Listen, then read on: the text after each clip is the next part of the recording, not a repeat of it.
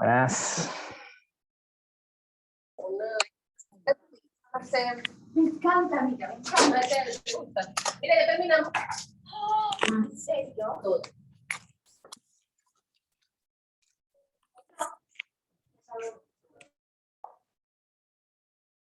Hello. Está bien.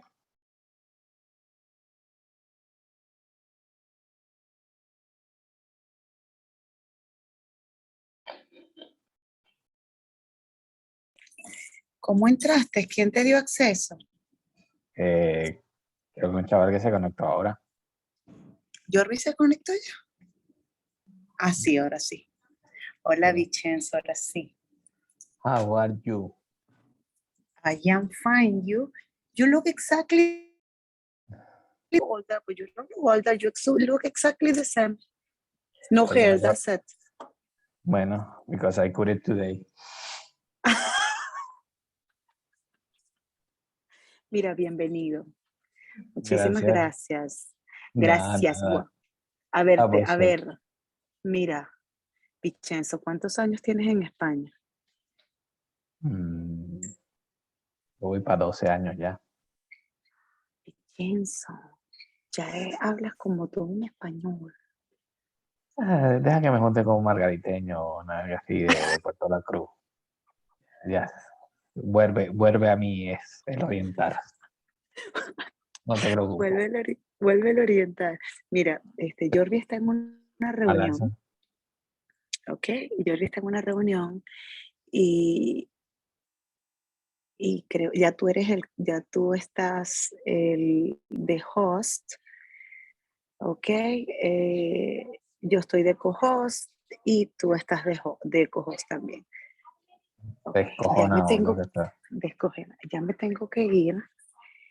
Yo estoy en la escuela. Pero dime cómo se ve esto. A ver. Ok, so ya van a entrar la gente, ¿ok? Espera. Bueno, tú lo admites cuando tú digas. ¿Cómo se ve la...? Porque tú puedes entrar a los participantes. Ajá. Y puedes admitir ya a las personas.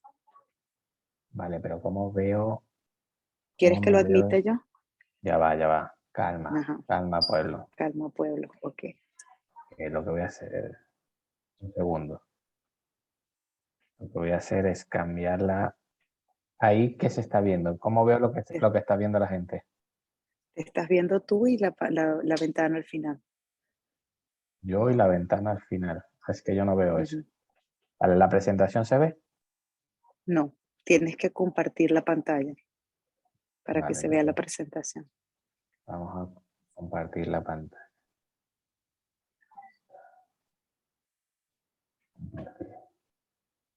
Ok, ahora sí. Ahora sí se ve la presentación. Ok. A los que bueno, muchos de ustedes yo sé que ya se han conectado en otras sesiones, pero les queremos agradecer por participar. Les recuerdo que esto es una iniciativa organizada por UDO Alumni Foundation, donde estamos básicamente ofreciendo un producto de valor como es esta transición, para que puedan tener una visión concreta del concepto de transformación energética como consecuencia del incremento de demanda de energía global. ¿Okay? Entendiendo que esta transformación está en pleno desarrollo y que tiene como factor fundamental la incorporación de energías renovables. Lo trascendental de esta actividad es la generación de recursos económicos que le permitan a nuestra comunidad de UDO Alumni Foundation impactar de forma positiva a la universidad y transformar en algo positivo toda la cruda realidad que tenemos en nuestra alma mater en la Universidad de Oriente, siendo más parte de la solución. Por eso es que les agradecemos enormemente su participación, su colaboración y el hecho de que hayan podido aportar su grano de arena al estar aquí, y al mismo tiempo que reciben información valiosa, ¿no? Dentro de lo que ha sido nuestro Summit de Transición Energética, estamos buscando que no solo reciban toda la información clave como la que van a recibir hoy a partir de Vicenzo, sino también que aprovechen y se conecten con otros profesionales, aprendan tengan estas informaciones, aprendan nuevas habilidades, las desarrollen y al mismo tiempo eso nos va a continuar, nos va a ayudar a continuar apoyando a los profesores de la Universidad de Oriente para que continúen dando clases online. ¿Ok? Hoy vamos a hablar específicamente sobre energía fotovoltaica y tenemos a Vincenzo Celamare. Bienvenido, Vincenzo. También agradeciéndote de antemano el hecho de estar acá. El placer es mío, es un gusto. Y solamente brevemente les comento, Vincenzo es gerente de proyecto con más de 15 años de experiencia en el desarrollo, diseño, construcción y puesta en marcha de plantas de energías convencionales y renovables. Ha consolidado un extenso portafolio en la ejecución de proyectos alrededor del mundo, en plantas de ciclo combinado, termosolares, fotovoltaicas, hibridación. Es ingeniero electricista, egresado de nuestra alma mater, de la casa más alta, la Universidad de Oriente, con maestría en Administración de Empresas, diplomado en Gerencia Internacional por la Universidad Metropolitana y maestría europea en Energías Renovables, es decir, de la Universidad de Zaragoza. Quiere decir que tenemos a una persona que está muy bien preparada para hablarnos sobre este tema, no solo desde el punto de vista de lo que viene, también desde el punto de vista de lo que ha sido, ¿no? Toda esta transición y en este caso con la parte fotovoltaica, cómo se compara también en otras fuentes de energía, ¿cierto, Vincenzo? Una vez más, bienvenido y el escenario es todo tuyo. Nada, lo primero, agradeceros la oportunidad. A mí, verdaderamente, cuando me lo han propuesto, la idea me ha gustado mucho. Y bueno, el hecho de poder participar y de poder compartir un poco todo lo que hago o de aportar un granito de arena y de intentar devolver todo eso que me ha dado la universidad a mí, un placer. Así que el mérito a vosotros por la invitación y por haber organizado esto. ¿Vale? Bueno, a ver, la presentación digamos, de lo que vamos a hablar hoy, básicamente está enfocado en dar unas pinceladas bastante generales sobre el tema de generación fotovoltaica. Generación fotovoltaica enfocada a grandes plantas. No vamos a entrar bueno, podemos entrar, dependiendo de vuestras preguntas, a donde queráis, pero está enfocado básicamente a plantas de generación. El porqué de estas plantas, qué se hace con estas plantas, cómo se hacen y cuáles son sus elementos principales. Empezaremos solo con un poquito de teoría, no la voy a dar yo, me voy a servir de algunos vídeos que hay en la red. Y si tenéis preguntas o lo que sea, intentad levantar la mano, o bueno, creo que sí, aquí se puede levantar la mano o algo por el estilo, y con mucho gusto. O sea, la idea es que vayamos, o sea, mi intención con esto es dar una pincelada general de lo que es esta tecnología, para qué se usa, qué se está usando, un poco el estado del arte que tenemos actualmente, y bueno, que cualquier detalle o inquietud que tengáis, pues podáis saber a dónde dirigiros y buscar la información que necesitéis o contactarme, y sin problema, en lo que esté en mi mano será un placer ayudaros. Entonces, como os dije, digamos, ahora mismo vamos a empezar a la presentación hablando de plantas fotovoltaicas en general. Las plantas fotovoltaicas son, digamos, como las que estáis viendo ahora mismo en la figura o en la presentación. Y básicamente eso, son grandes extensiones de terreno cubiertas por paneles fotovoltaicos conectados a un sistema inversor, luego transformador, y generalmente casi un 99% de estas plantas están conectadas a red. ¿Qué significa? Que, bueno, que la energía que producen va a la red de distribución. En muy pocas oportunidades, digamos, plantas de este tipo, estamos hablando de plantas ya en general más de 50 megavatios, muy pocas oportunidades van conectadas directamente a un cliente final, sin pasar por la conexión a red.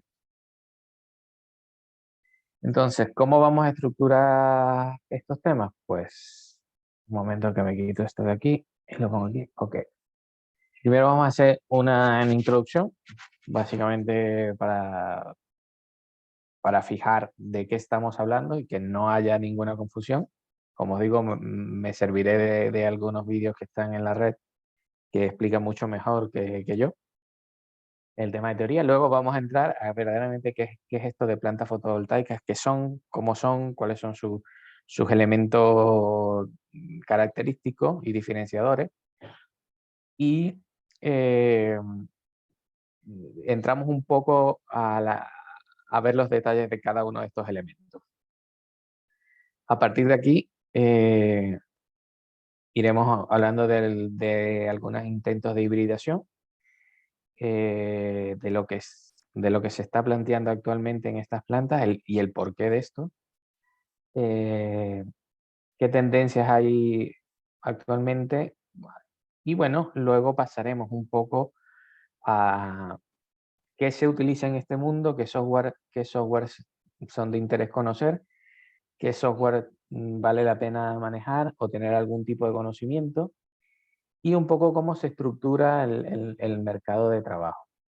Quiénes son los principales actores, en qué parte de la cadena podemos estar, en qué diferencia cada una de esas etapas de la cadena. Bueno, digamos que esto de las plantas fotovoltaicas son gracias al efecto fotoeléctrico. El efecto fotoeléctrico, habló de ello el señor Einstein, y es básicamente que la luz tiene como un comportamiento, según lo definía, híbrido. A veces se comportaba como ondas y a veces se comportaba como partículas. De esto, como os dije, me serviré de algún vídeo que es mucho más ilustrativo que yo, lo explica mucho mejor que yo, y serán unos pocos minutos. Y os dejo con el vídeo.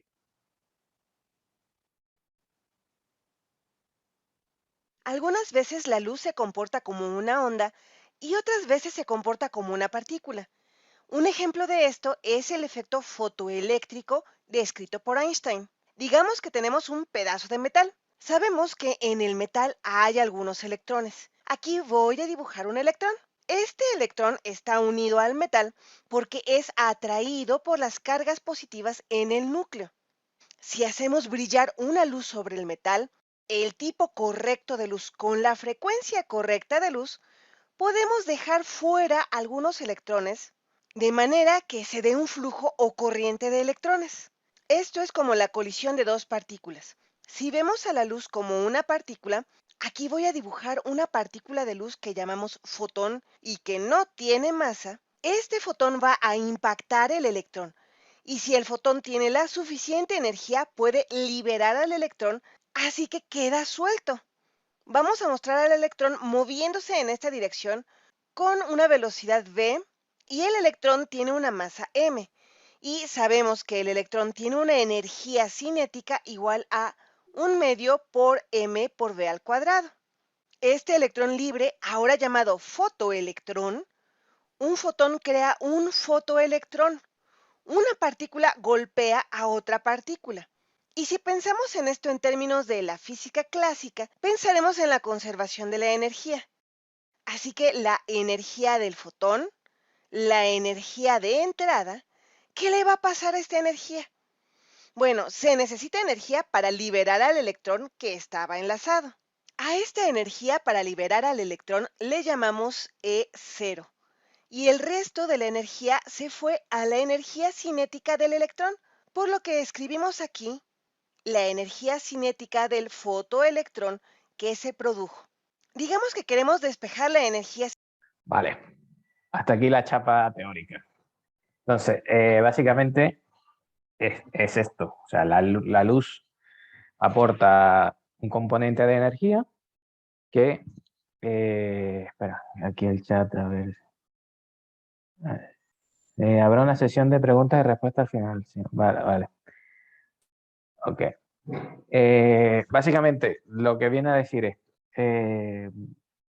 la luz aporta la energía necesaria para desprender un electrón. Este electrón deja un espacio, este espacio es ocupado por otro electrón, y así sucesivamente se crea una corriente eléctrica en grandes rasgos. Una cosa que no he dicho,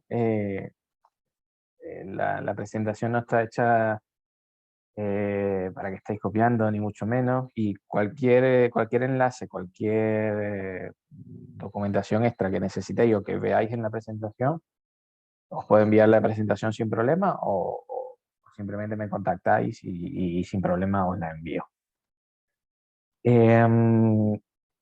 Vale, entonces, ¿qué son las plantas fotovoltaicas?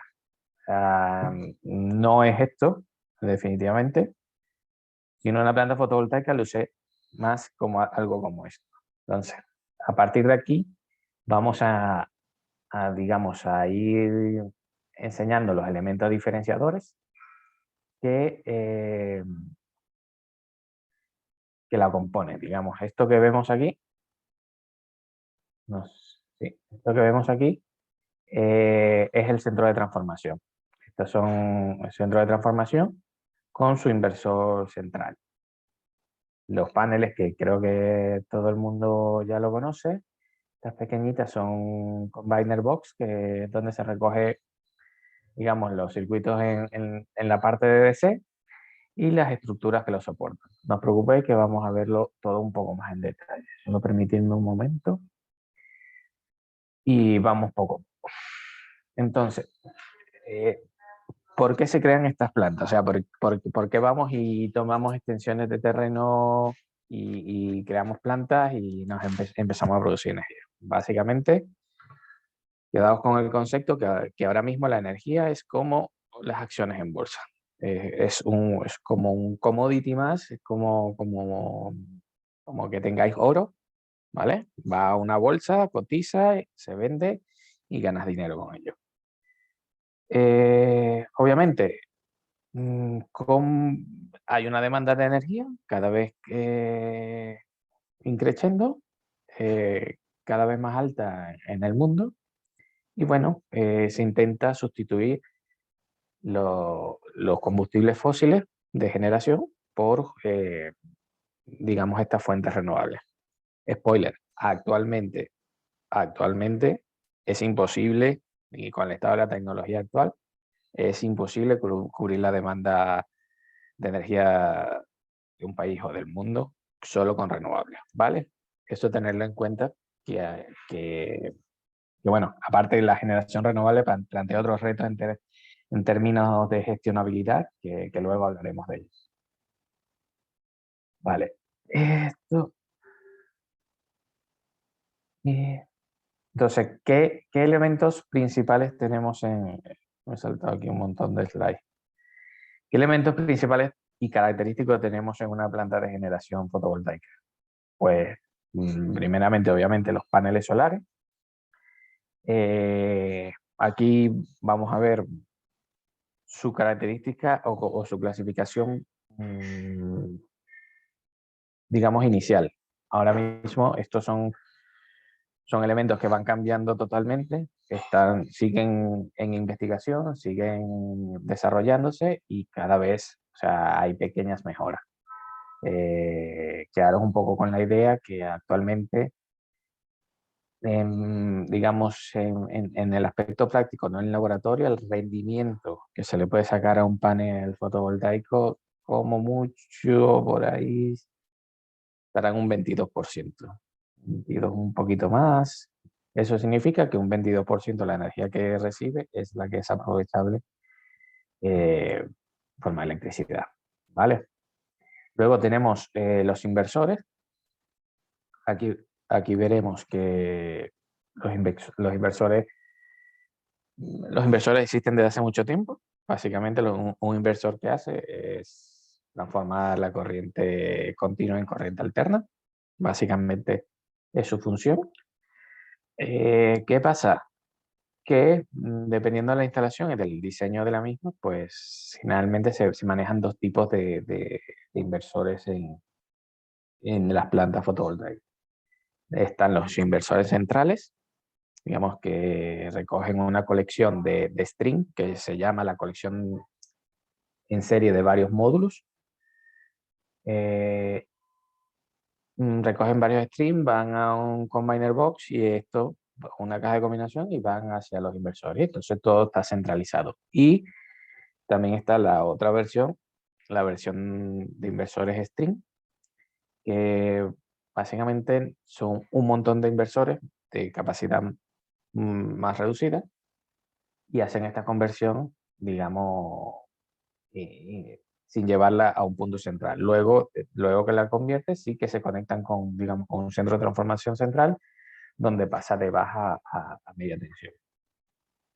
Y otro elemento característico digamos, el tercer elemento característico que pueden tener estas plantas está relacionado con la estructura. La estructura es básicamente lo que lo soporta, dónde están soportados. Y esto plantea algunas ventajas y desventajas. Digamos, la estructura fija, ¿qué ventaja tiene? Pues la estructura fija es muy barata, muy fácil de instalar y no necesitas ningún elemento de control, más allá de los temas de protección y control eléctricos puramente. Desventajas, pues que la estructura la tenemos apuntando hacia un sitio, orientada hacia una dirección, valga la redundancia, y de allí no se mueve, con lo cual el aprovechamiento que puedes hacer de la luz del sol va a ser limitado. En contraparte, tenemos los seguidores o trackers, que se llaman normalmente en la industria. Permitidme un segundito solo.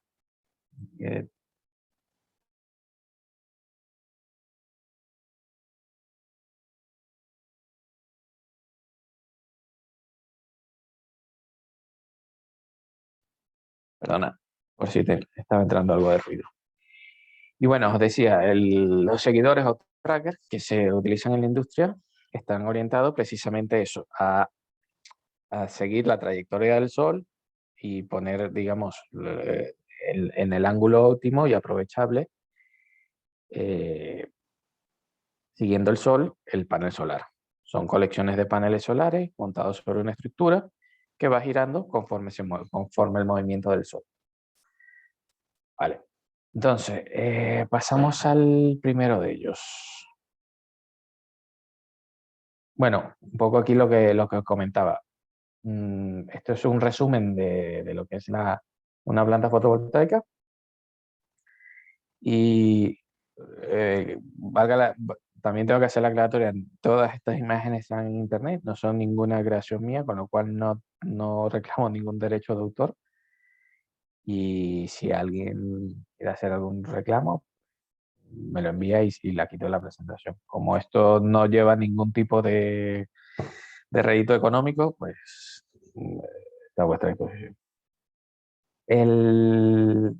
Bueno, os comentaba, básicamente una planta fotovoltaica es esto, una central fotovoltaica, son una colección de paneles conectados en serie que forman lo que se llaman strings. Estas strings se conectan, generan energía en corriente continua.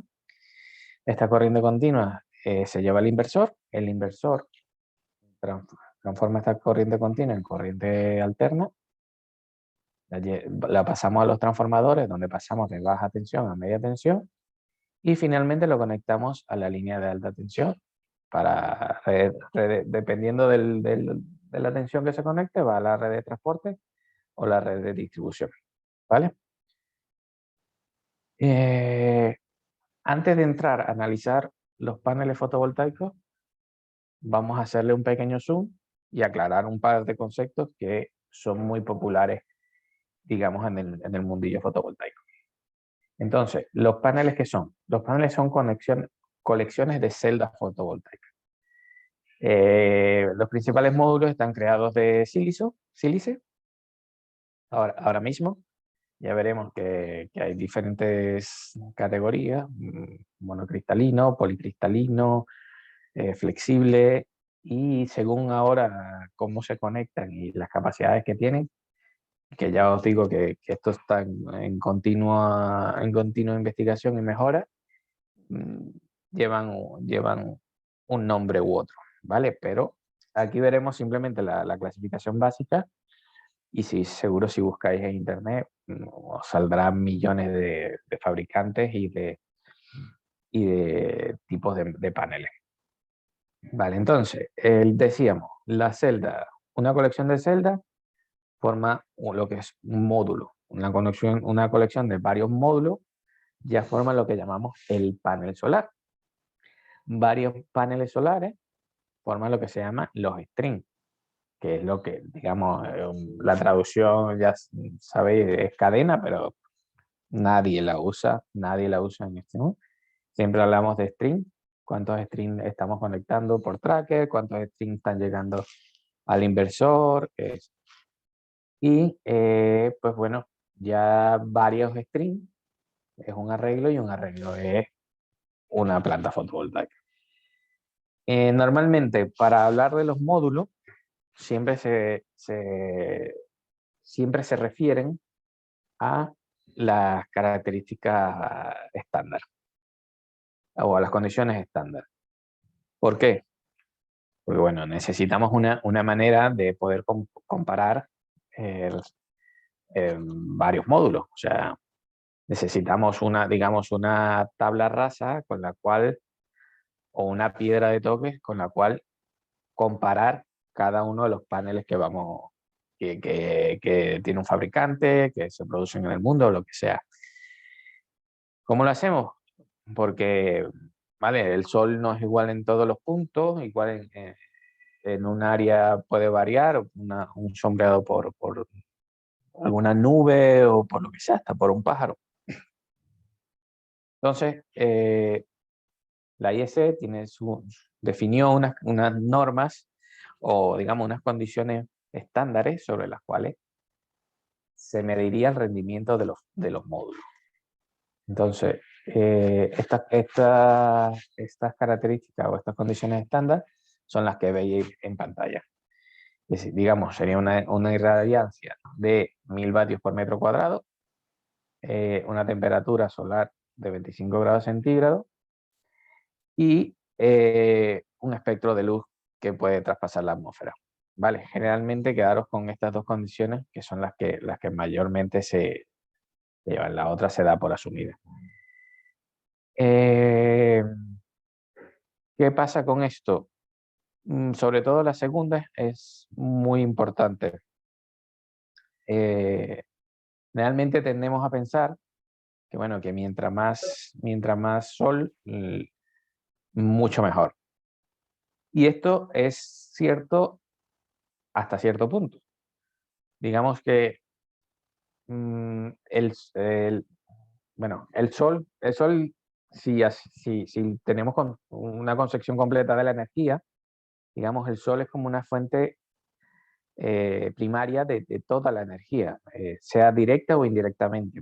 En el caso, digamos, de la fotovoltaica, lo podemos considerar directamente porque, bueno, simplemente la luz del sol la transformamos en energía. Pero, por ejemplo, la energía eólica, que digamos que su fuente directa es el viento, también es consecuencia del sol. ¿Por qué? Porque el sol influye en la atmósfera, calienta, se producen vientos y hay corrientes de aire. Así como la eólica, también el sol influye en la hidrósfera y también se crean los ciclos del agua, que también se puede considerar como una fuente indirecta de la energía hidroeléctrica.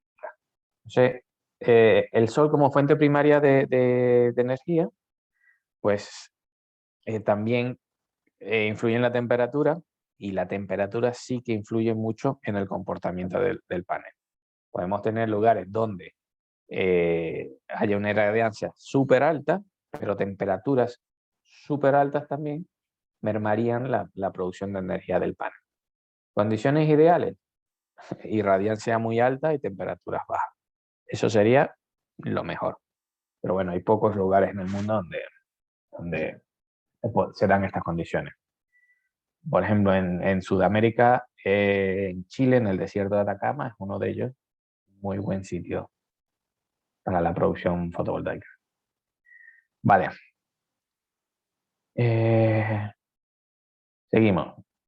Un pequeño vídeo, otro vídeo, un poco para ver digamos, la división o la clasificación de los paneles fotovoltaicos. Ya os digo que esto es una clasificación muy primaria. Actualmente, dependiendo del material que se use, dependiendo de cómo se conectan las células, de qué tipo de células son y demás, o qué tipo de conexión lleva, estas clasificaciones se vuelven aún mucho más detalladas. Deciros, por ejemplo, que en un principio, ya parece lejano, pero no tanto, existía, digamos, la diferenciación entre que los policristalinos tenían mejor comportamiento, digamos, eran mucho más baratos que los monos, y aunque tenían menor producción, pero los monos se adaptaban mejor a los cambios de temperatura. Digamos que ya no es tan así, ¿vale? Ya, digamos, esto está en constante investigación y desarrollo, y ya no es tan así. De hecho, los precios, la diferencia de precio entre mono y poli se ha reducido casi a nada. Ya la eficiencia digamos, del mono y la diferencia de precio te compensa irte al mono cristalino, con lo cual actualmente muy poco se instala policristalino, o se empieza a instalar muy poco, pero no os quedéis con que esto es, digamos, la clasificación actual. Digamos, de aquí se partió, y actualmente ya os digo que dependiendo de la célula, de con qué material se mezclen, de cómo se interconectan las células y algunas otras características, pues esta clasificación se vuelve aún mucho más detallada.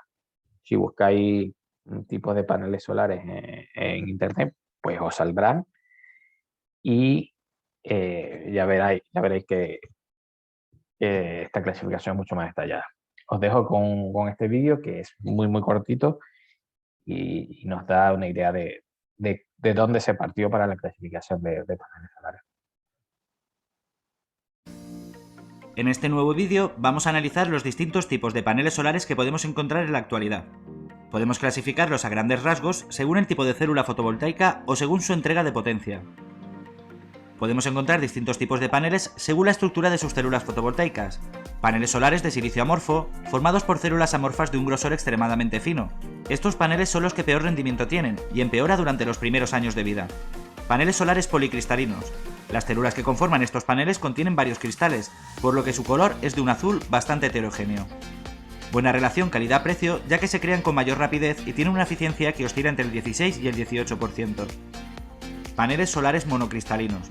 Son aquellos que están constituidos por células formadas por un único cristal, cortado en láminas finas de silicio, por lo que su color, que suele ser azul oscuro o negro, es muy uniforme.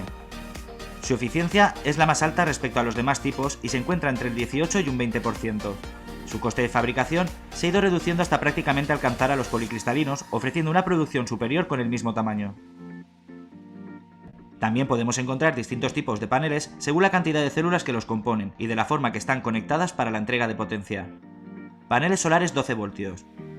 Formados por 36 células, todas en serie, se utilizan en instalaciones pequeñas que no requieren de mucha potencia, pues los consumos son bajos. Son recomendables para cubrir casetas con consumos básicos, pequeñas luminarias, señalización LED, autocaravanas, etc. En autosolar disponemos de paneles solares de 12 voltios con potencias comprendidas entre los 5 y los 200 vatios.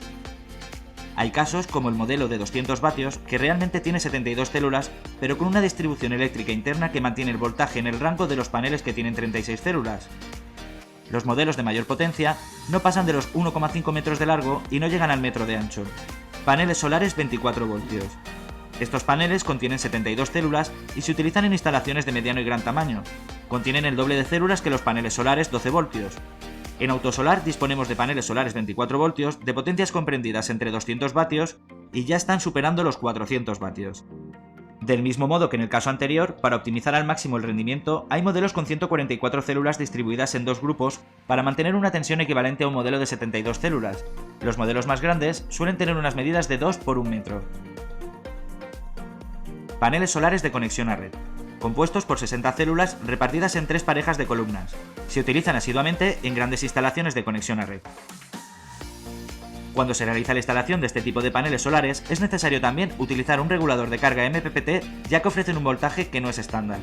Los paneles solares de conexión a red que ofrece Autosolar van desde los 270 hasta los 325 vatios, y disponemos tanto de paneles monocristalinos como policristalinos. Por lo general miden menos de 1,7 metros de alto por 1 metro de ancho. Paneles solares flexibles. Este tipo de paneles se puede doblar algunos grados para que se adapte a las superficies donde se van a localizar. Se suelen encontrar en potencias de 12 voltios y de un máximo de 200 vatios. Los paneles solares flexibles que ofrece Autosolar no cuentan con marcos metálicos, pero algunos sí llevan unos ojales en los extremos para facilitar la instalación. El rendimiento de estos paneles suele estar un poco por debajo de los paneles convencionales. Sin embargo, están pensados para ponerlos donde no se pueden instalar paneles solares rígidos, como embarcaciones, caravanas, etc. Para obtener más información acerca de los paneles solares de Autosolar, no duden en ponerse en contacto con nuestros profesionales técnicos. Le asesorarán sin ningún compromiso sobre los productos que mejor se adaptan a la instalación deseada. Vale. Creo que... silencio. Creo que ha sido como un rápido repaso por de dónde viene esta clasificación de paneles fotovoltaicos y demás. Deciros que esto está en constante cambio. Básicamente, el tipo de panel que utilizamos en las plantas fotovoltaicas va muy de la mano con... Bueno, va muy de la mano, no. De alguna manera lleva su relación con la estructura que eliges. O sea, si ya seleccionaste el tipo de panel, tu estructura y la configuración de cómo los vas a instalar, si es 2V o 2H o 1V, ya hablaremos de eso también cuando lleguemos a la parte del tracker. Lo que os decía que si ya seleccionaste el panel, pues bueno, ahora selecciona la estructura para poder estudiar, digamos, varios efectos de soporte o efectos aeroelásticos, que son los que pueden llegar a influir luego y dañar la planta. También una cosa importante que se mencionó aquí es el tema del MPPT. Ese es el punto máximo de potencia del inversor en una curva y es la capacidad que tiene el inversor, digamos, como de ajustarse perfectamente y aprovechar al máximo la energía que recibe. ¿Por qué es importante esto? Porque recordad que os dije al principio que estas plantas, además de ser sostenible, de llevar la energía limpia, de contribuir al cambio de modelo energético y demás, esto tiene su parte económica, como todo. O sea, nadie va a invertir en algo, o muy poca gente invertiría en algo de estas cantidades de dinero por nada. Entonces, toda la energía que vendes, toda la energía que logras producir, mientras más energía produces, obviamente más dinero recibes. Y este factor de seguimiento del MPPT pues, te puede llevar a tener pérdidas considerables en tu instalación, lo que repercutiría en un menor rendimiento de tu planta, con una menor producción, con su consecuente menor ingreso económico, ¿vale? Al igual que el tema de mezcla de paneles, inclusive paneles con la misma datasheet, con la misma característica del mismo fabricante, del mismo lote de fabricación, tienen rendimientos diferentes. Esto por el material, por lo que no sé, ya os digo que no se puede hacer un panel idénticamente a otro. Como las personas, no hay dos personas iguales, en algo se diferencia. Entonces, que si tienes paneles de alto rendimiento, pero en la misma serie conectas paneles de menor rendimiento, pues el de menor rendimiento te va a penalizar el de mayor rendimiento. Con lo cual, se busca siempre intentar instalar, digamos, los de lotes más parecidos. Eso generalmente viene clasificado en alto, medio, bajo. Y según el lote que te llega, los vas distribuyendo, lo vas instalando en tus screen, o que es un circuito en serie, básicamente. Vale. Ahora pasamos a la parte de los inversores. Venga, ya tenemos los paneles. Ya empezamos a producir energía. Generalmente en las plantas se hace colecciones de paneles de hasta, en la parte de DC, de hasta 1500 voltios DC, ¿vale? ¿Qué se hace con esto? Pues hay que pasarlo a alterna para poderlo llevar a la red, utility, a la red de interconexión. Básicamente hay dos configuraciones, lo que os comentaba anteriormente. Pues tenemos varios streams, que son varias cadenas de módulos, para que digamos, tengáis una idea. Un stream estamos hablando de 30 paneles, 30, 27 paneles, dependiendo.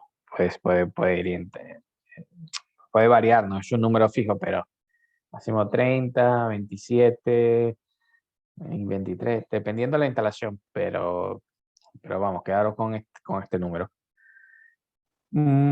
Varias cadenas de varios streams de esto, pues se llevan a lo que vemos aquí, a lo que se llama la Combiner Box, que no es más que una caja de conexión que recibe todos estos circuitos en corriente continua.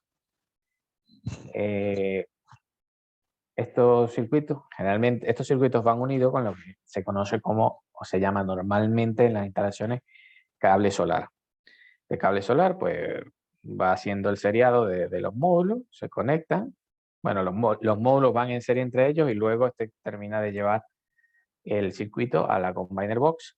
Y de la Combiner Box, pues salen todavía en corriente continua hacia el inversor, pero en cables de mayor sección, hacia el inversor. En el inversor se recoge todo esto y se pasa de la corriente continua a corriente alterna, dependiendo del tipo de inversor, pero digamos, puede pasar de 1500 voltios DC a 400 voltios AC, 630, me parece que hay algún otro inversor. Eso ya es propio del inversor. Cada vez, digamos aquí, cada vez se ven más inversores que utilizan el rango de tensión que mejor les conviene. Lo más normal son 400 voltios, 800 voltios.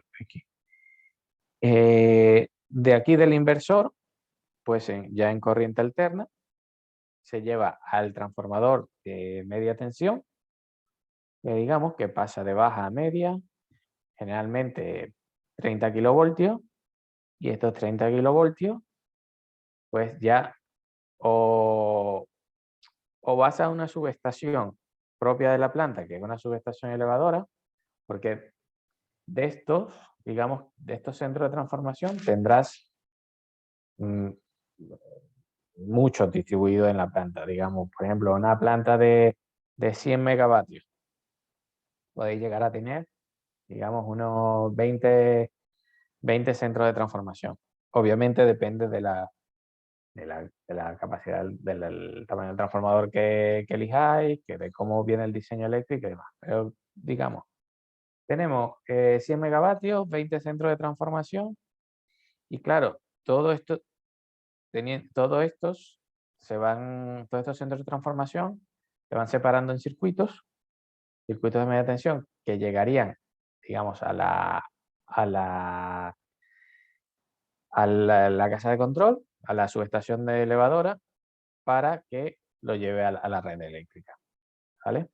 En esta figura, digamos que falta como el paso intermedio de la subestación elevadora. Puede darse el caso, tal cual como se ve aquí, puede darse el caso, que es una planta pequeña, pues se sube y se integra a una red de media tensión. Pues bueno, la definición de media tensión ya sabemos que es un tanto difusa porque solo hay baja y alta, pero bueno, ya esos son tecnicismos que ahora mismo no viene al caso. Y luego tenemos, además de la configuración de inversor central, que se llama, tenemos la configuración de inversor string o inversores de cadena. Yo digo, nunca nadie habla de cadena, siempre se dice string. Se ha popularizado así y ya está. Básicamente, ¿cómo funcionan los inversores string? Pues vale, estos inversores string coleccionan o se conectan a ellos varias cadenas, varios strings, y digamos, en esta parte en corriente continua. 1500 voltios igual, se conecta, llega al inversor, y este inversor ya aquí sí hace su transformación y va en corriente alterna al centro de transformación, donde a partir del centro de transformación ya es básicamente el mismo esquema. Va a una subestación, se coleccionan varios centros de transformación en circuitos de media tensión, y estos circuitos de media tensión se llevan a una subestación elevadora, que hay un trafo elevador que pasa de media tensión a alta tensión y lo lleva a la red pública, ¿vale? Generalmente, como pone aquí, pues esta comunicación, en el caso de, por ejemplo, los inversores string de Huawei, esta comunicación entre el centro de transformación y los inversores se hace a través de PLC, Power Line Communication. A través del Wi-Fi también se comunican entre ellos, y esto cada vez se vuelve más tecnológico. Digamos, esto, por ejemplo, lo de Huawei, vas hasta con tu móvil, te conectas por Bluetooth y ves todos los valores en tiempo real de ese inversor. Cada vez se ponen más pijadas de este, pero bueno, que vienen bien, a veces te ayudan, te solucionan varias cosas, varios problemillas. Y pasamos a lo que es la estructura. Pues aquí en la estructura lo que os comentaba. La estructura fija, la que veis en la figura. Básicamente es un armazón, generalmente de metal, los he visto hasta de madera, un poco eco-friendly, pero bueno, generalmente son estructuras metálicas donde están fijas. Montas los paneles allí, haces tu arreglo, tu conexión tras ellos, y ya de ahí a los inversores. Como os dije,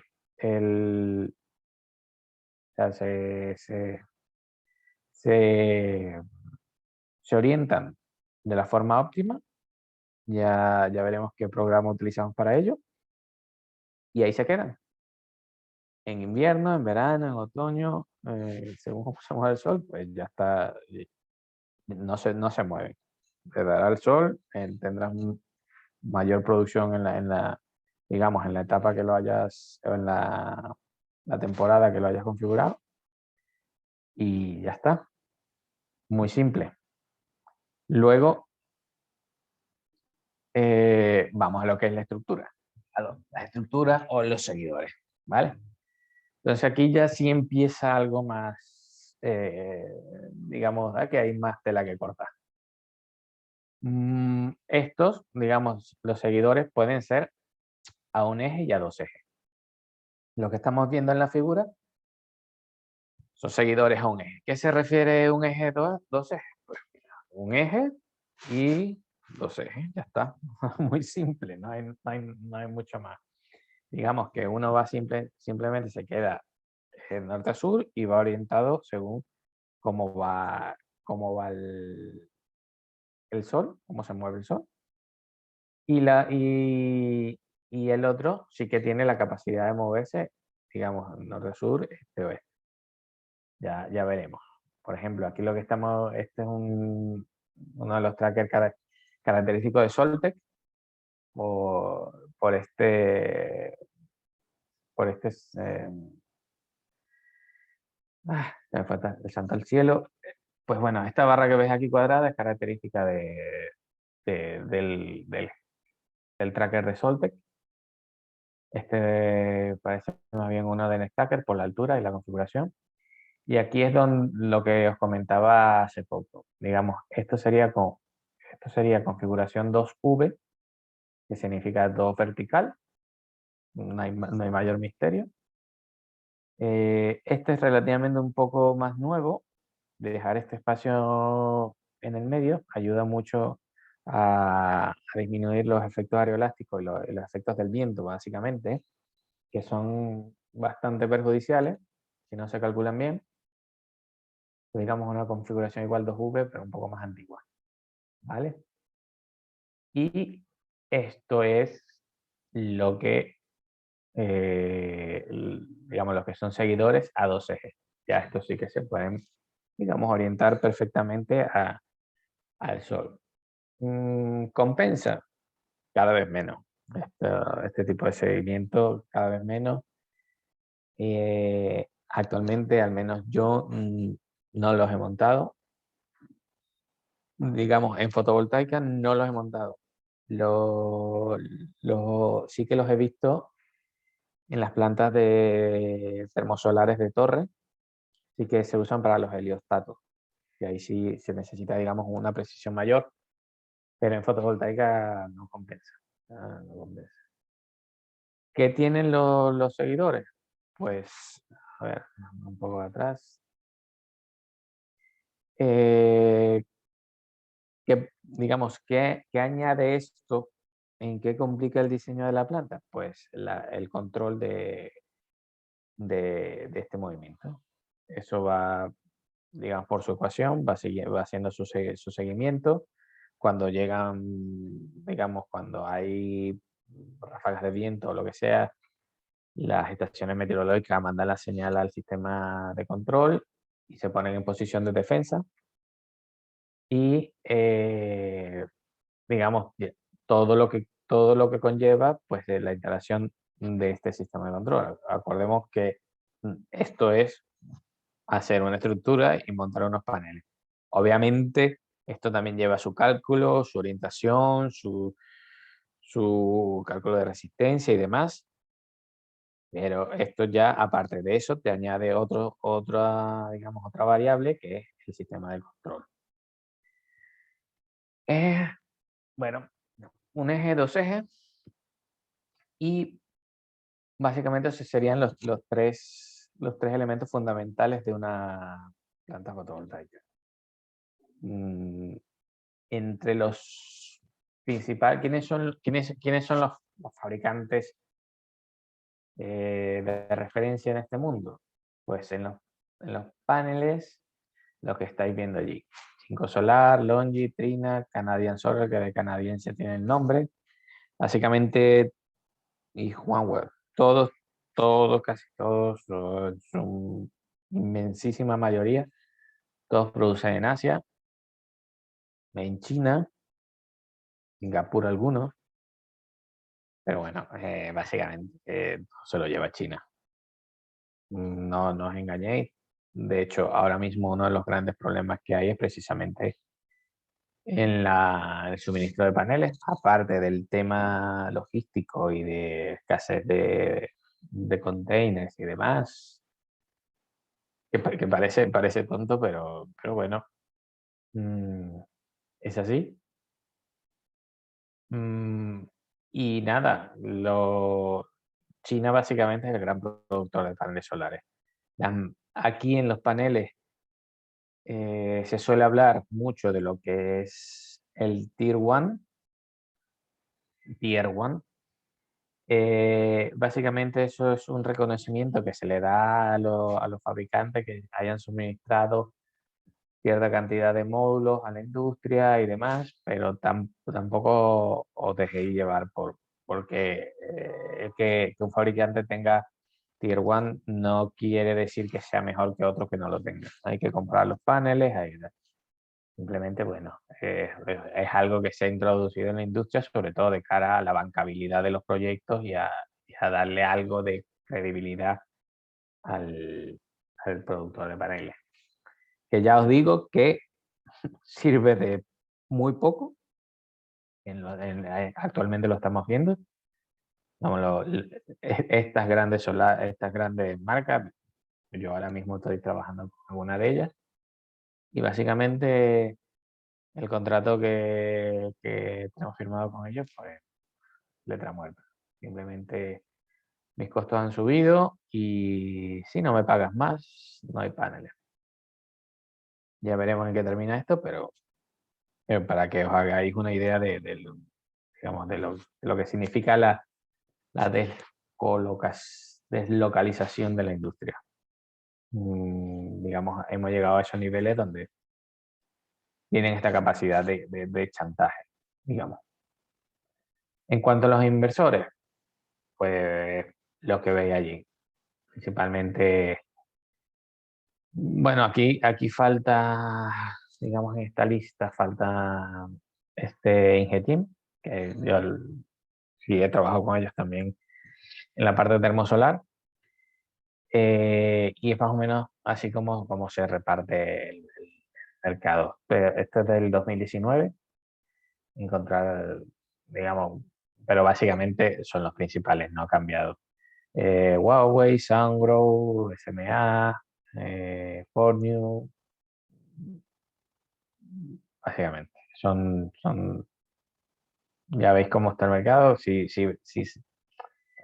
bien Huawei y Sungrow tienen una gran participación, pues ya ves que hay otros medianos que también se unen a la fiesta. Y no solo que se unen a la fiesta, sino que cada vez digamos, ahora mismo en el mundo, podríamos decirlo, este tema fotovoltaico está en un momento álgido donde se están construyendo muchos proyectos, hay mucha demanda en todo sentido de profesionales, de materiales, de expertise, de todo. Y, digamos, por muy grande que seas, no eres capaz de hacer un takeover y llevarte todo el pastel. Con lo cual hay que estudiar muy bien las características que ofrece y digamos qué tal encaja ese inversor dentro de tu diseño de tu planta. Y bueno, en cuanto a los trackers, igualmente pasa algo similar. Digamos, Stracker es, digamos, el gran dominador.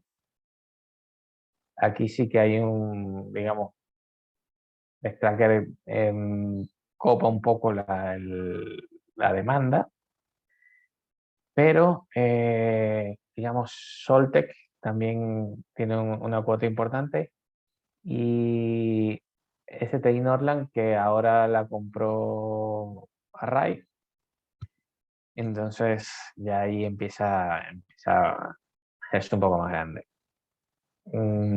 Básicamente, en los tres primeros se reparten el mercado con el comentario que acabo de hacer sobre STI Norland. ¿Qué diferencia uno de otro? Pues la manera como han concebido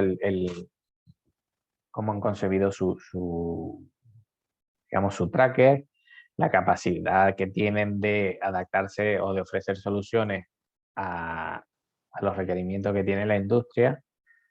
Por ejemplo, Nextracker es un tracker, digamos, muy fácil de montar, sí, relativamente fácil de montar, fiable, pero tiene la salvedad que usan los tornillos Nextracker, las herramientas Nextracker, como va, no es que no las puedas conseguir en el mercado, sí las puedes conseguir, pero como uses las que no sean de ellos, etcétera, etcétera, etcétera, pues ya te peleas luego por temas de garantía.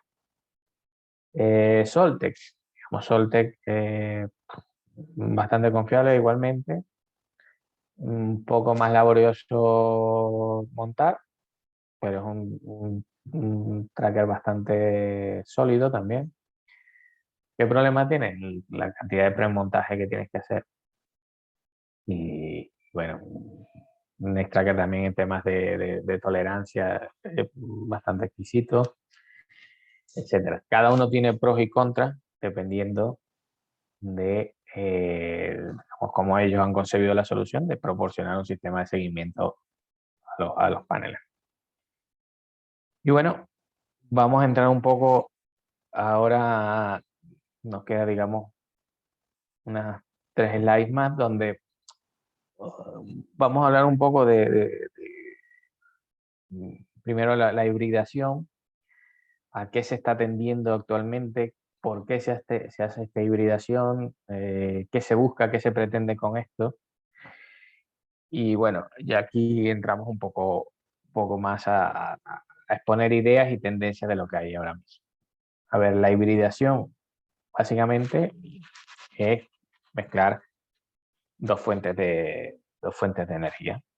Como veis en la presentación, pues una hibridación puede ser energía eólica y energía fotovoltaica. ¿Por qué? Porque uno de los grandes problemas que tiene la generación de energía renovable es la poca gestionabilidad que tiene. Por ejemplo, nosotros no decidimos cuándo sopla el viento o cuándo no. Nosotros no decidimos si hay un día nublado o no. Nosotros podemos estar preparados para ello, nuestra planta lo mejor, pero finalmente el combustible que usa nuestra planta no es algo que podamos controlar. Entonces, con esta hibridación, ¿qué se pretende? Se pretende que, digamos, tener un poco más de gestionabilidad cuando esta energía entra a la red, al spot, y que podamos adaptarla a la curva de demanda. Actualmente, por ejemplo, creo que ya ha habido la sesión de hidrógeno, pues actualmente uno de los grandes cuellos de botella que hay es la conexión de las plantas a la red de distribución o a la red eléctrica del país. ¿Qué tiene esto? ¿Qué trae como consecuencia? Pues que como hay mucha inversión en la creación de plantas de generación, pues esto tiene que llevar aparejado una inversión en la estructura eléctrica de la red. Como no van a la misma, no van acompasados, pues una de las cosas que se estudia es la producción de hidrógeno a través de fuentes de fuentes renovables. Por ejemplo, una planta fotovoltaica, digamos, la diseñas también para que parte de su generación vaya a producir hidrógeno verde. Bueno, hidrógeno no tiene color. A producir hidrógeno. ¿Qué se logra con esto? Pues que, digamos, el hidrógeno funciona como una especie de batería. Y cuando no puedas producir, digamos, con la luz del sol, pues tiras de baterías de hidrógeno para producir energía. ¿Qué problema tiene esto? Pues que el hidrógeno sí que el santo grial del hidrógeno, en resumidas cuentas, sigue siendo que para producir una unidad de hidrógeno sigues invirtiendo más de una unidad de energía previa. Es decir, inviertes más de lo que puedes sacar. Pero bueno, ante la digamos, la opción de tirar la energía, pues mira, la tengo ahí, la acumulo y es otra hibridación que tengo allí. Igualmente también se se hace con la energía potencial del agua. Digamos que se bombea agua hasta cierta altura con energía, digamos, sobrante de las plantas, se acumula ese fluido, esa agua, que al final es un potencial de energía que tienes allí, y lo que hace luego, digamos, por las noches o cuando necesitas adaptarte a la curva de demanda, pues turbinas el agua y a través de una turbina produces energía y la inyectas a la red. Como digo, en la parte de hibridación, lo que se está intentando es que sean complementarias. Como os dije a un principio, actualmente sí, hemos avanzado muchísimo. Yo creo que hay un dato que es revelador.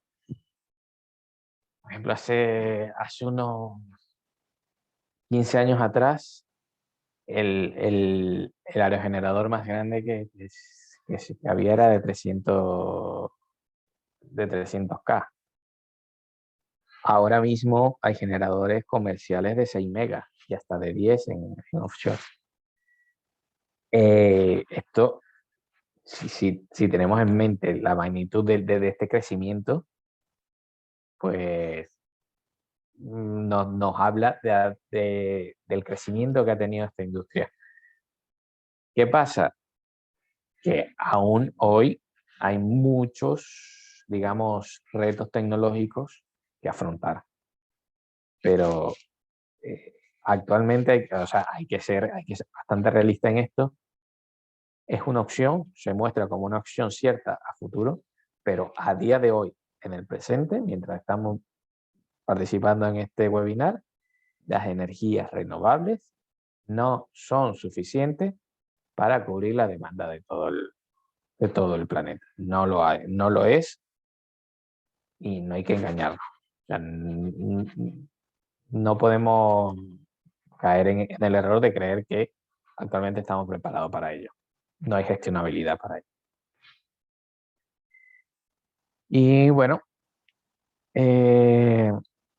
un poco para el diseño de estas plantas solares, ¿qué software, digamos, son particularmente útiles? Básicamente, ¿qué pasa? Nosotros tenemos que ser capaces de diseñar una planta, predecir su comportamiento, predecir el rendimiento que va a tener y la producción que va a tener con cierta fiabilidad. ¿Por qué? Porque, bueno, tú con ese diseño, tú sabes cuánto vas a ingresar o cuánto vas a ingresar, o sea, cuánto te va a entrar por la venta de la energía que hace. Esa venta de energía, pues, esto se convierte al final en, ya os dije, en un tema como la bolsa, es un commodity, tal cual. La energía es como vender oro. El oro entras a la bolsa, pues hoy cotiza, te metes en la London Metal Exchange, bueno, hoy está cotizando a X y vende y oferta-demanda. En el mercado eléctrico, digamos que, por ejemplo, el caso de aquí en España, pasa lo mismo. Vas al mercado spot, hay ciertas reglas que cumplir y bueno, ves cómo está cotizando el megavatio y vendes energía a la red. Entonces, como al final esto se transforma, tú necesitas una inversión para hacer estas plantas y obviamente vas a prestamistas, acudes a bancos, a fondos de inversión y demás. Y estos fondos de inversión, o sea, se tienen que basar en algo, tienen que hacer un modelo de negocio en base a algo. Pues para el diseño de estas plantas y la estimación de su generación, pues son los programas que ahora mismo tenéis en pantalla. ¿Cuál es mejor, cuál es peor? Ya os digo que cada uno tiene sus pros y sus contras. Sí hay uno que resalta sobre todos los demás, y si queréis empezar a coger maestría en alguno de ellos, Pues empezar por el que está resaltado en verde, que es el PVSys. ¿Qué hace este programa tan especial? Perdón. ¿Qué hace este programa tan especial? Que actualmente es el programa más bancable, llamémoslo así. Es el programa donde tú te vas a un banco con un modelo de este programa. Obviamente revisan que los inputs están bien considerados. Y digamos, los bancos se fían más, o los lenders se fían más de un modelo creado por este programa. Con lo cual, si queréis empezar por algo, empezar por él. Ya os digo, el costo creo que está alrededor de unos 1.000 euros año, pero si eres estudiante o hay alguna otra categoría allí, es gratuito.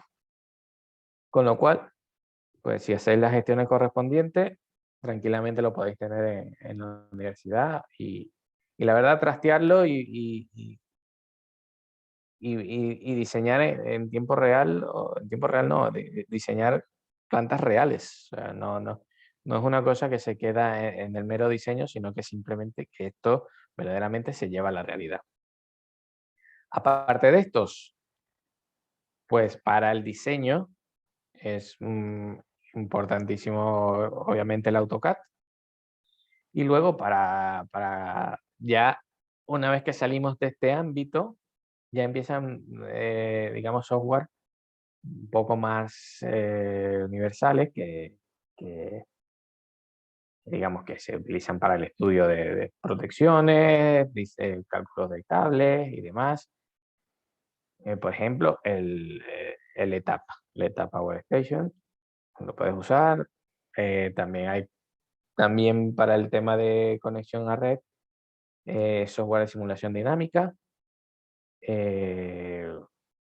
Y digamos, básicamente son software que ya utilizas para diseño eléctrico a partir de allí.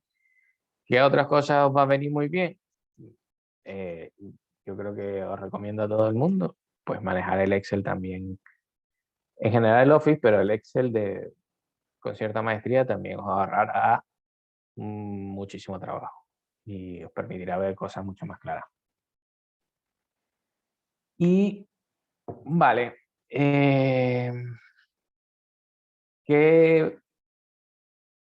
¿cómo se estructura el sector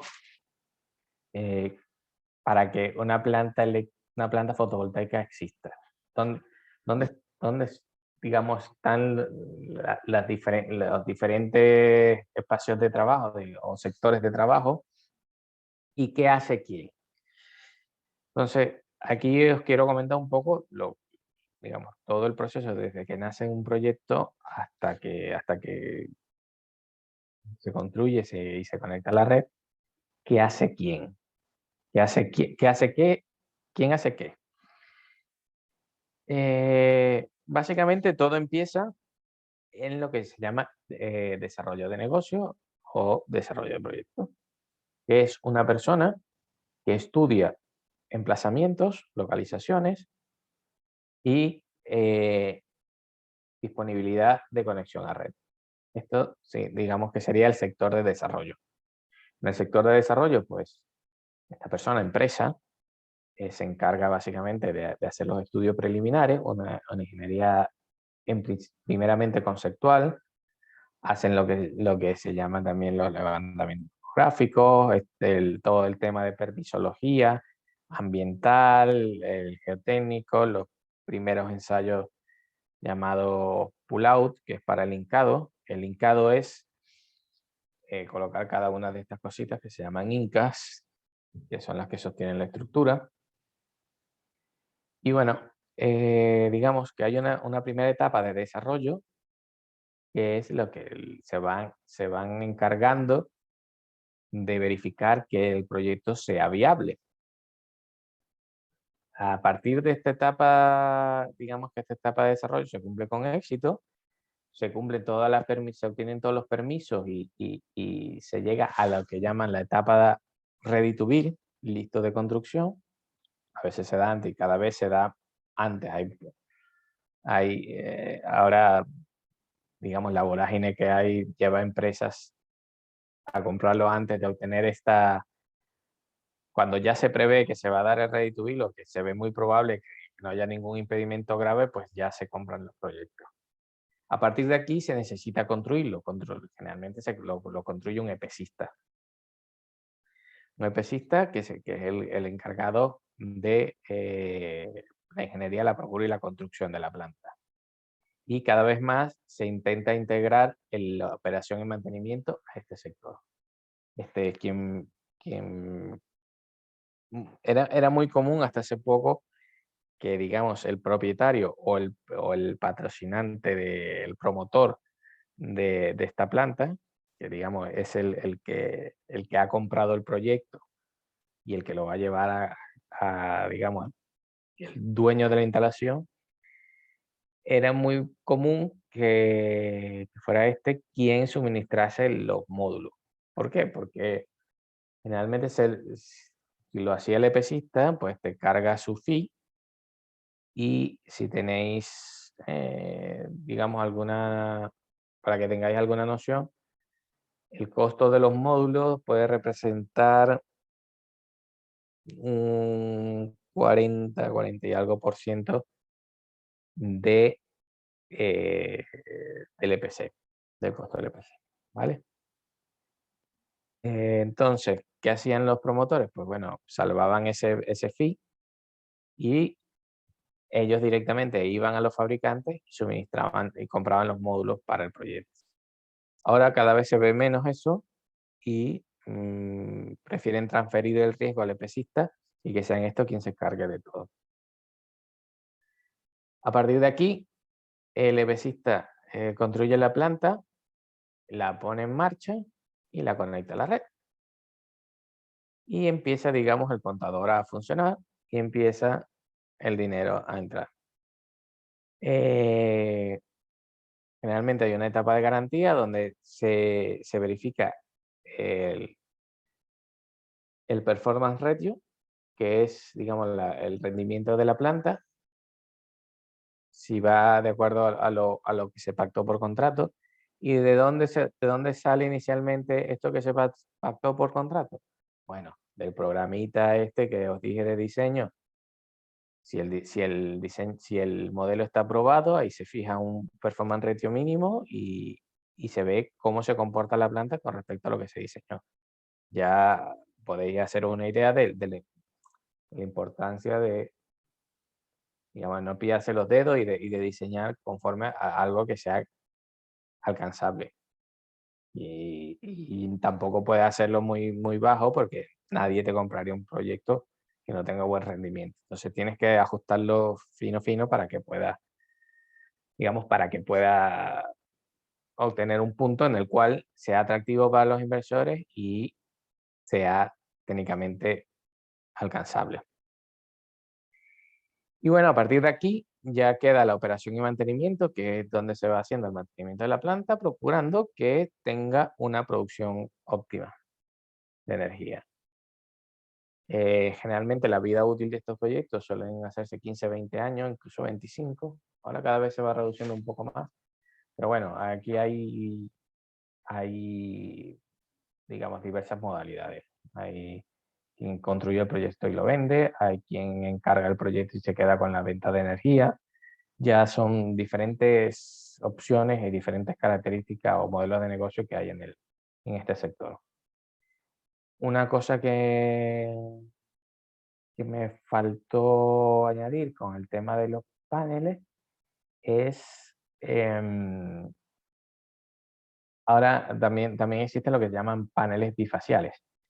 ¿Qué son paneles bifaciales? Pues bueno, aquí ahora mismo los paneles, digamos, por una cara reciben la radiación directa, que es con la que producen, pero luego por la parte de atrás también, digamos, que incorporan otras células fotovoltaicas que aprovechan la luz reflejada digamos, del terreno.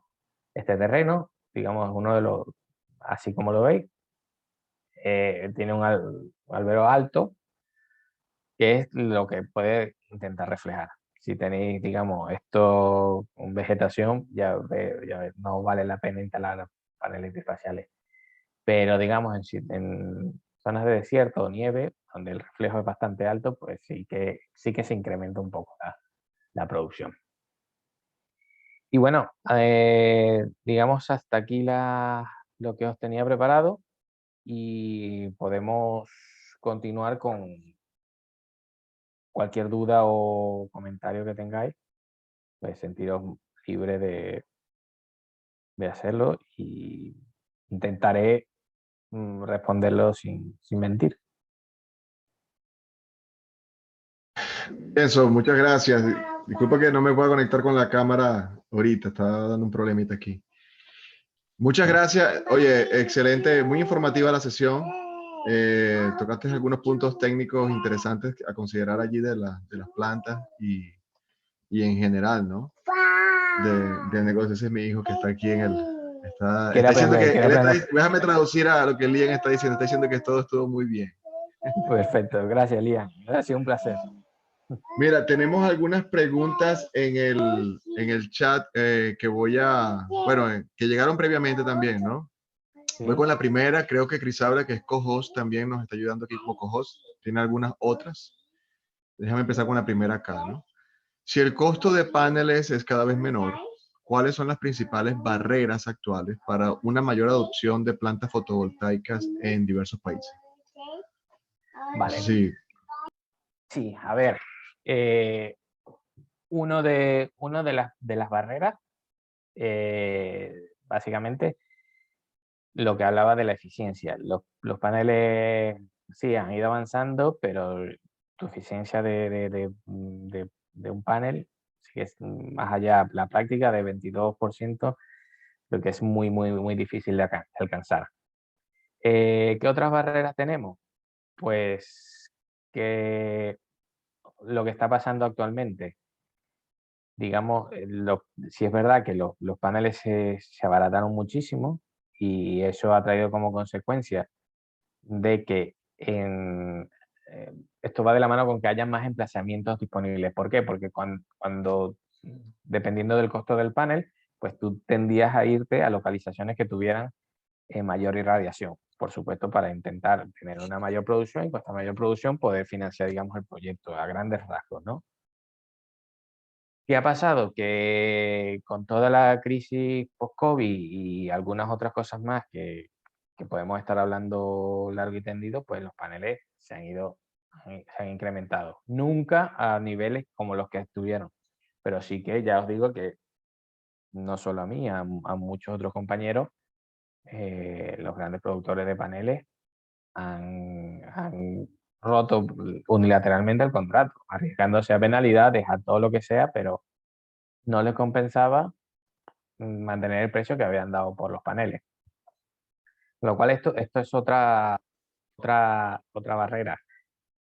Y bueno, ya te puedes encontrar algunos otros temas políticos, como el caso, por ejemplo, de México, donde México llevaba un ascenso bastante bueno, un desarrollo excepcional en el tema de energía fotovoltaica, bueno, y también eólica, y por una decisión gubernamental se le dio un parón a todo esto. Entonces, esto es digamos, no solo es un tema tecnológico, no solo es un tema de elementos, sino también un tema de inversión y de política. Cuando a nivel político se transmiten ciertas inseguridades, pues una de las cosas que me han dicho a mí en la clase, que no hay nada más miedoso que el dólar o que la moneda. Donde hay algo de incertidumbre, se van. Con lo cual, estos factores, digamos, en grandes rasgos, serían los que podrían estar mermando el crecimiento de esta industria.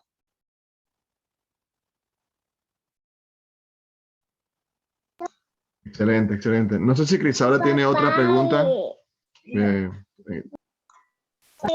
Sí, Vincenzo, muchísimas gracias por tu presentación. De verdad que está muy interesante todo el tema de la energía fotovoltaica. Por acá tengo una pregunta. Bueno, hay varias, ¿no? Hubo varias preguntitas que ya pasaron por acá en la parte preliminar. Déjamela. Bueno, por lo menos no se quedaron Busco por dormidos, que es lo acá. importante. No, no, no, no, no, no, no. No, para nada. Wow, la tengo. Ajá, teniendo en cuenta la gran cantidad de fabricantes que hay en el mercado, como tú mismo mencionabas, ¿cuáles serían esos principales factores a tomar en cuenta a la hora de hacer negocios con alguno de ellos? O sea, ¿qué recomendarías tú si hay tanta cantidad, tanta oferta de fabricantes en el mercado? ¿Qué tendría que tomar en cuenta las personas que quieran involucrarse con este negocio de la energía fotovoltaica y hacer relaciones bueno, para evitar chantajes o no sé si eso se podrá evitar, como mencionabas tú? A ver, enfocando la pregunta, digamos, a los tres elementos principales, vamos a ir uno a uno. Por ejemplo, en paneles fotovoltaicos, sí, hay paneles de mayor potencia, de menor potencia, tal, pero hay un factor que debes considerar que es la eficiencia. A veces hay paneles tienen mayor potencia, pero su rendimiento es inferior a otros. Y lo que hacen es, digamos, aumentar un poco el tamaño y tal, y eso yo. Eso es uno de los temas, la eficiencia de los paneles. Luego, la confiabilidad que te pueda dar el fabricante. O sea, a nivel contractual, deberías tener muy, muy bien atado el tema de suministro y las penalidades y demás, los avales y todo. Claro, ahí tienes que ver que hay un juego de fuerza que tienes que tomar en cuenta. Y de negociación, qué tanta fuerza podrías tener tú para imponer condiciones. Eso, digamos, hablando de los paneles. En la parte de inversores ya es un poco más de tecnología. Verificar que cumpla con los criterios que necesita. Por ejemplo, se me ocurre que muchas veces para la conexión de plantas a red tienes que hacer un control de reactivas. Tienes que ser capaz de inyectar reactivas y un poco mejor. Ese tipo de control a veces no es que no es que no se haga porque ya los grandes fabricantes lo tienen, pero no todos lo hacen igual y no todos lo hacen de la mejor manera. O sea, digamos que por ahí un elemento tecnológico tienes que también tener en cuenta. Obviamente, lo dicho en la parte contractual aplica para todo. Y en el tema de tracker, pues las soluciones que te ofrecen. La calidad de que puedan tener los materiales, eh, hay trackers que necesitan un poco más de extensión de terreno, otros que menos. Ahí es los movimientos de tierra que necesitas hacer para instalar uno u otro. Influye también en la selección y sobre todo es un tema económico. O sea, no nos engañemos, aquí los márgenes van muy, muy ajustados y aquí se mira hasta el último céntimo para ajustar y sacar el mayor rendimiento. Básicamente, a grandes rasgos, eso serían unas pinceladas de lo que tendrías que mirar.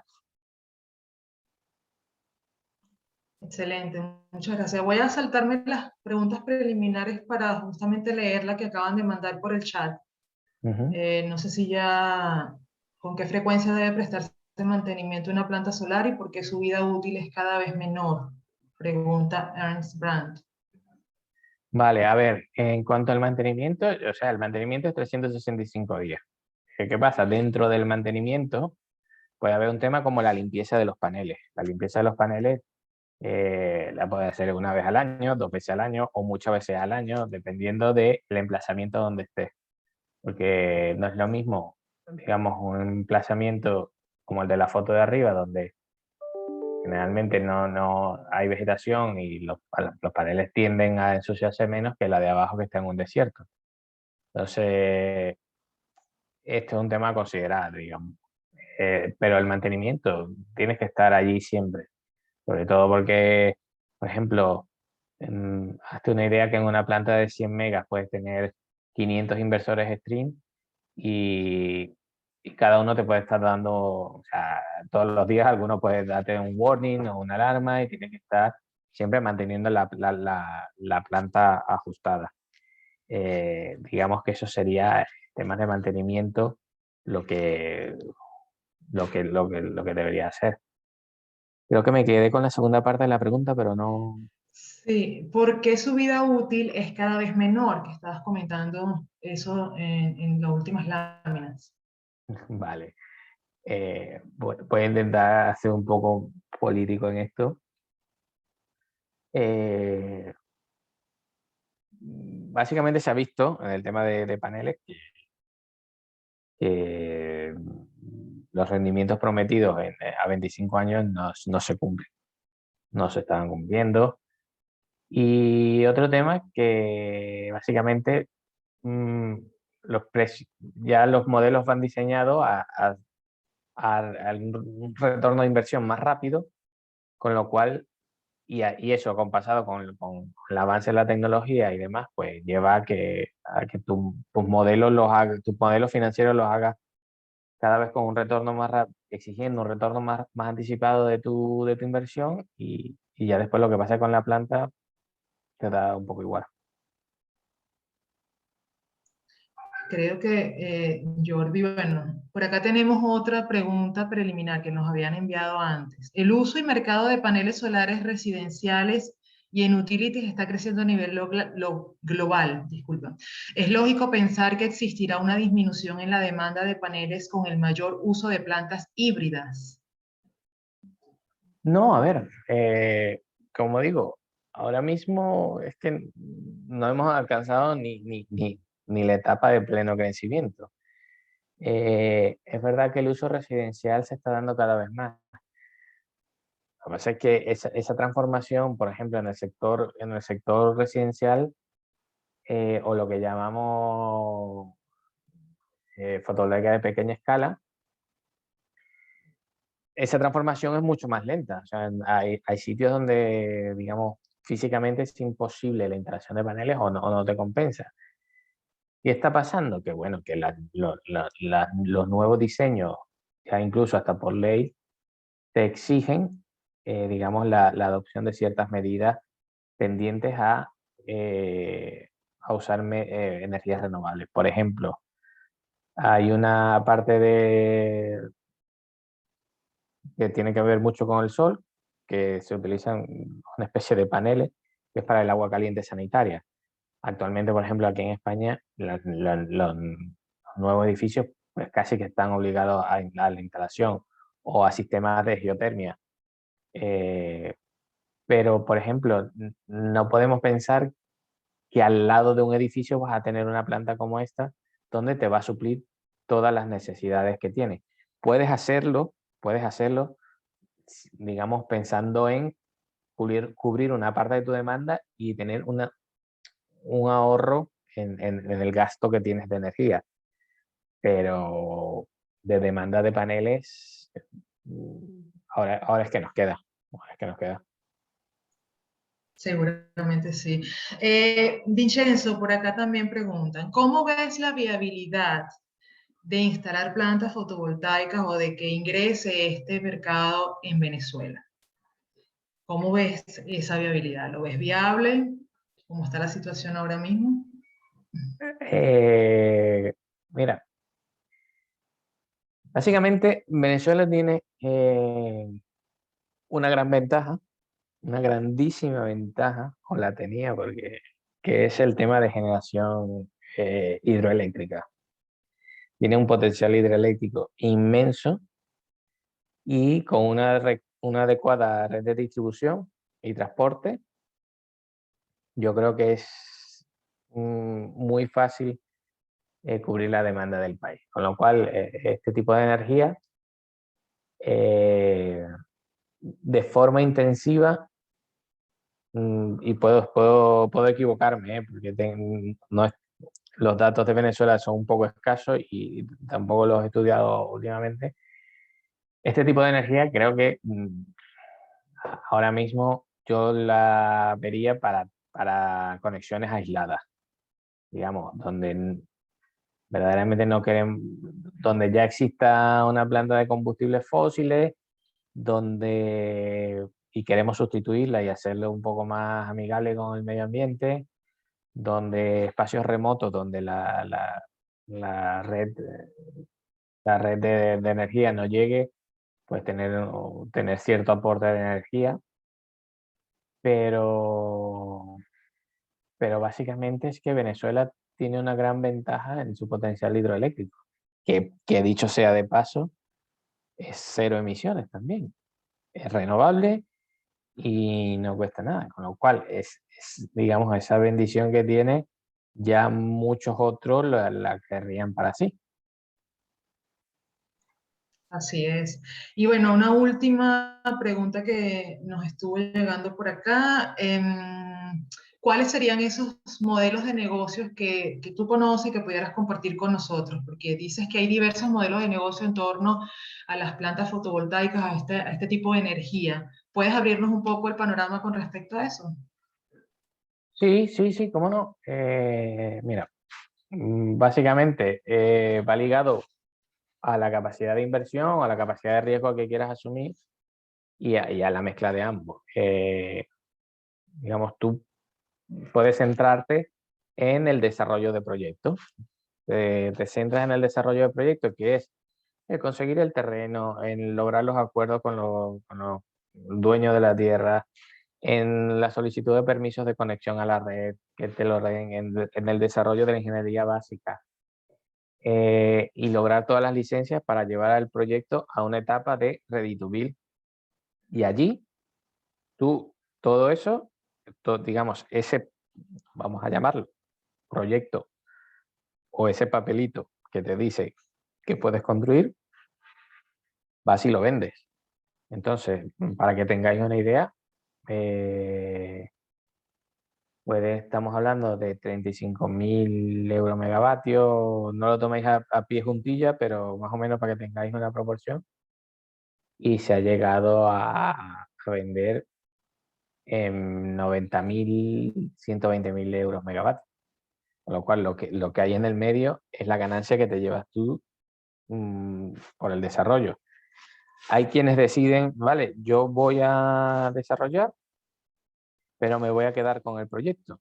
Entonces lo que hago es contratar gente que me lo haga realidad, que me lo construya, y me quedo con la venta de energía. Eso es otra modalidad.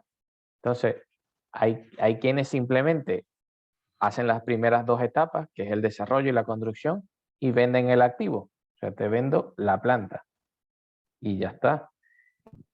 Hay otros que simplemente compran el proyecto, lo llevan y se quedan con la producción de energía. Y según la producción de la planta, pues van recibiendo el retorno de su inversión. Todo depende de la capacidad de inversión que tengas, de dónde estés especializado y dónde quieres enfocarte. O sea, las posibilidades de esto y de mezclar uno con otro, o de ir en sociedad o de ir solo, tales, son prácticamente infinitas. Sin duda podemos quedarnos horas y horas hablando de esto. Es un tema bastante interesante. No sé si algunos de los compañeros que están también acá en la reunión quieren hacer unas últimas preguntas. Pueden hacerlas sin problema, también levantando la manito o por el chat o como quieran. Muchísimas gracias, Vincenzo, por esta ponencia. Sabemos que todas las ponencias que estamos haciendo a través del Suminar son bastante genéricas, ¿no? O sea, no estamos ahondando acá, no vamos a poner a Vincenzo que nos explique detalladamente cómo se instalan cada una de estas plantas. Os mentiría. Pero de verdad que agradecemos tu tiempo, Vincenzo, agradecemos tu tiempo y también la participación en este primer Zoom en transformación energética, porque nos abre también el panorama, las oportunidades, los desafíos que este mercado tiene y va a traer para el mundo, ¿no? Lo veíamos ya con la COP26, el tema está en boga y no podemos quedarnos atrás tampoco nosotros como profesionales, ¿no? A todos ustedes, los que están allí, gracias por estar también en este tercer día del Suminar. Mañana vamos a continuar con el ingeniero Eliana Veloso y vamos a culminar el viernes. Por favor, pendientes de sus correos, que por allí les va a llegar toda la información. Y la presentación, Vincenzo, bueno, ya tú lo comentabas, pero también les va a llegar a todos los participantes por correo electrónico. Muchísimas gracias a todos por participar. Creo que ya por acá no hay más preguntas. Y bueno, gracias a todos por estar aquí. Recuerden que, bueno, el Suminar y este tipo de eventos está organizado por UDO Alumni Foundation para recaudar fondos para ayudar a los profesores de la Universidad de Oriente. Queremos que ellos puedan tener las herramientas para continuar con la academia y, bueno, estas actividades sin fines de lucro para ninguno de los que están involucrados, ¿no?, en esta organización. Muchísimas gracias a todos. Si no hay más nada entonces que decir, vamos a dar por culminada. Bueno, Vincenzo, te doy la palabra también para que te despidas, por favor. No, Disculpa. yo agradeceros la oportunidad. Verdaderamente a mí la oportunidad de poder contribuir con un granito de arena en hacer mejor la universidad que tanto me dio, pues yo encantado. Gracias a vosotros por contactarme, por tomarse la molestia de organizar todo esto, que sé que a veces eso es bastante laborioso. Y nada, simplemente deciros que cualquier duda, cualquier dirección de internet, comentario, pregunta, pues me contactáis y sin problema me podéis contactar por LinkedIn sin problema. Y nada, 100% a vuestra disposición. Muchísimas gracias. Ya Le funciona la damos cámara. ahora la palabra a nuestro presidente. Jordi, por favor, también el micrófono es tuyo. No, muchas gracias, Vincenzo, y como Cristóbal estaba diciendo, gracias a todos por estar acá. Y nada, seguimos, nos faltan 2 días de este Suminar y los esperamos mañana y los esperamos el viernes para la clausura también con captura del CO2. Así que, Vincenzo, 1.000.000 y seguimos en contacto. Gracias a todos. Venga, perfecto. Hasta luego, muchísimas Hasta gracias. luego. Gracias.